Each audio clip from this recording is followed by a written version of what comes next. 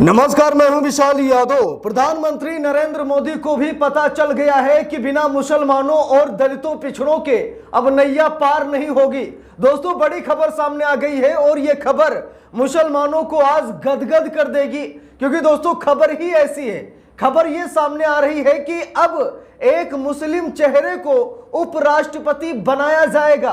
प्रधानमंत्री नरेंद्र मोदी विदेश दौरे से लौटते ही उन्होंने इस बात का कहीं न कहीं संकेत दे दिया है कि बीजेपी का अध्यक्ष पिछड़े समाज से होगा और देश का नया उपराष्ट्रपति मुसलमान होगा। दोस्तों, इस खबर के सामने आ जाने के बाद अंधभक्तों को मिर्ची लग गई है।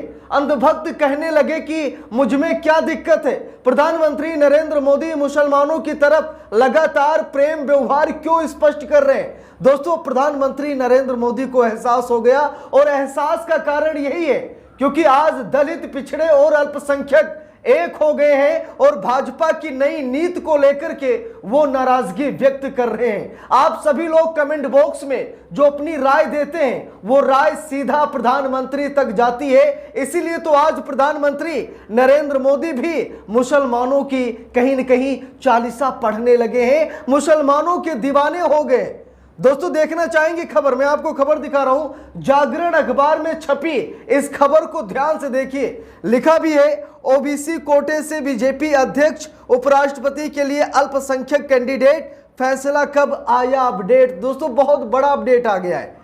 प्रधानमंत्री नरेंद्र मोदी ने मन बना लिया है कि बीजेपी का नया राष्ट्रीय अध्यक्ष एक पिछड़ी जाति से हो और उपराष्ट्रपति एक मुसलमान यानी कि अल्पसंख्यक हो, और जिसके बाद देश में जो गहमा गहमी मची है ना, उसे आज आप सभी लोगों को जरूर देखना चाहिए। देखिए, खबर में लिखा भी है, उपराष्ट्रपति पद के अचानक खाली होने और नए राष्ट्रीय अध्यक्ष के चुनाव को लेकर भाजपा एक साथ फैसला कर सकती है। प्रधानमंत्री के विदेश दौरे से लौटने के बाद इन मुद्दों पर जल्द ही बैठक होने की संभावना है। भाजपा दोनों पदों के लिए योग्य उम्मीदवारों का चयन करते समय राजनीतिक समीकरणों को भी ध्यान में रखेगी। सिर्फ योग्यता ही नहीं देखी जाएगी, ये देखा जाएगा कि इससे वोट बैंक को क्या असर पड़ेगा। दोस्तों, हम सभी को पता है कि दलितों, पिछड़ों और आदिवासियों की संख्या इस देश में सबसे ज्यादा है। इसीलिए भाजपा का यह मानना है कि जो बीजेपी का राष्ट्रीय अध्यक्ष हो वो पिछड़ी जात से आए और जो उपराष्ट्रपति हो वो मुसलमान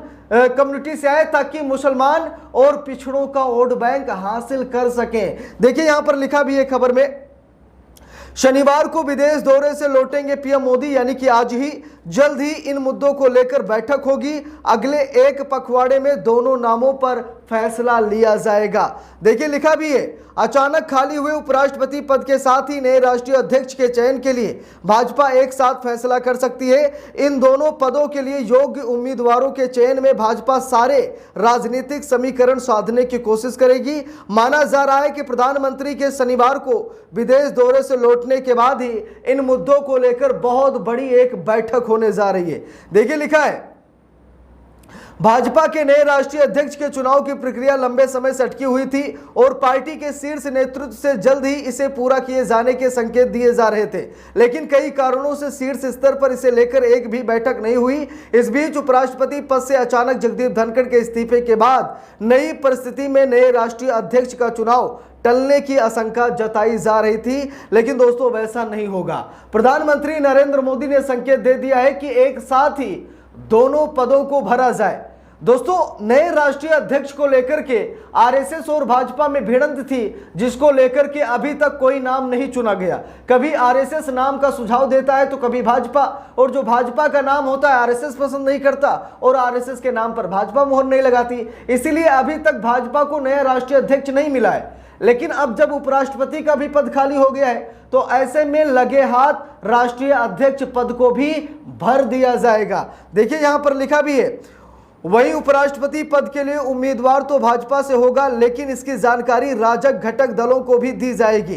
वैसे माना जा रहा है कि उपराष्ट्रपति उम्मीदवार मंत्रियों या लोकसभा सदस्यों में से कोई नहीं होगा, लेकिन वर्तमान या पूर्व सांसद होगा। उपराष्ट्रपति और राष्ट्रीय अध्यक्ष के चयन में भाजपा सारे समीकरण साधने की कोशिश करेगी। क्षमता तो दोनों पदों के लिए जरूरी शर्त है, लेकिन जातिगत, क्षेत्रीय और नैरेटिव के समीकरण को भी साधा जाएगा। अब दोस्तों देखिए, साफ साफ खबर में लिखा है, अखबार ने साफ साफ लिखा है कि जातीय समीकरण राजनीतिक समीकरण, वोट बैंक का समीकरण, नैरेटिव बनाने की भयंकर कोशिश की जाएगी।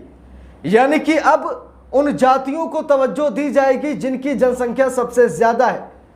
और दोस्तों इसमें फायदा मुसलमानों को और पिछड़ों को कुछ ज्यादा ही होता चला जा रहा है, क्योंकि हम सभी को पता है कि आदिवासी समाज से आती हैं राष्ट्रपति, दलित समाज से आते हैं जस्टिस BR गवई जो कि CJI हैं। और ऐसे में पिछड़ी जात का अगर राष्ट्रीय अध्यक्ष हो जाएगा और एक मुसलमान उपराष्ट्रपति हो जाएगा तो भाजपा सभी जातियों में अपना समीकरण बैठा लेगी और इन्हीं के नाम पर वोट मांगेगी। यही भाजपा का प्लान है, शायद आप लोग समझ गए होंगे। देखिए यहां पर लिखा है, दोनों पदों पर उम्मीदवार का चयन इसी लिहाज से होगा। संभावना जताई जा रही है कि भाजपा अध्यक्ष के लिए जहां OBC पहली पसंद है, वहीं उपराष्ट्रपति के लिए अगड़ी जात या अल्पसंख्यक वर्ग पर ध्यान हो सकता है। माना जा रहा है कि अगले एक पखवाड़े में दोनों नामों पर फैसला हो सकता है। उपराष्ट्रपति पद के चुनाव के लिए अगले हफ्ते सूचना आ सकती है।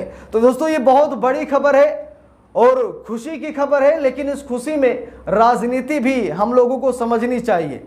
हम सभी को बताया कि मुसलमान, लगभग मुसलमान भाजपा का विरोध करने में लगे हैं और कारण भी है।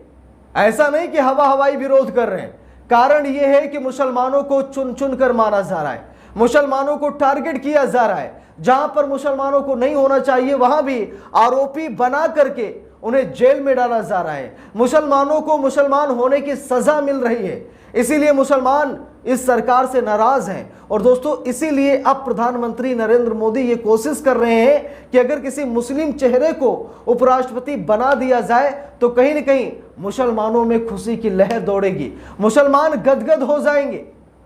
तो दोस्तों ये नैरेटिव बनाने की कोशिश की जा रही है और प्रधानमंत्री नरेंद्र मोदी वोट बैंक की राजनीति करना चाह रहे हैं, क्योंकि मुस्लिम कम्युनिटी से किस नाम से, मतलब वो क्या कहेंगे उनके सामने, कैसे वोट मांगेंगे। अगर उपराष्ट्रपति मुसलमान होगा तो ये सीना ठोक कर वोट मांगेंगे मुसलमानों से और मुसलमानों का वोट भी पाएंगे। और अगर पिछड़ी जाति का बीजेपी का राष्ट्रीय अध्यक्ष हो गया तो भैया ये सीना तान कर वोट मांगेंगे और ये दिखाने की कोशिश करेंगे कि हमारी पार्टी में सभी जातियों को तवज्जो दी जाती है, सभी जातियों को बड़े बड़े पद दिए जाते हैं। यह समीकरण बैठाने की कोशिश भाजपा कर रही है। तो दोस्तों आप सभी लोगों की क्या राय? क्या प्रधानमंत्री नरेंद्र मोदी डर गए हैं? क्या प्रधानमंत्री नरेंद्र मोदी को लगने लगा है कि हमारा वोट बैंक खत्म होते जा रहा है, दलित, पिछड़े, आदिवासी, अल्पसंख्यक हमसे नाराज होते चले जा रहे हैं, इसीलिए प्रधानमंत्री नरेंद्र मोदी ये समीकरण बना रहे हैं? आप सभी लोगों की क्या राय है कमेंट करके जरूर बताइएगा।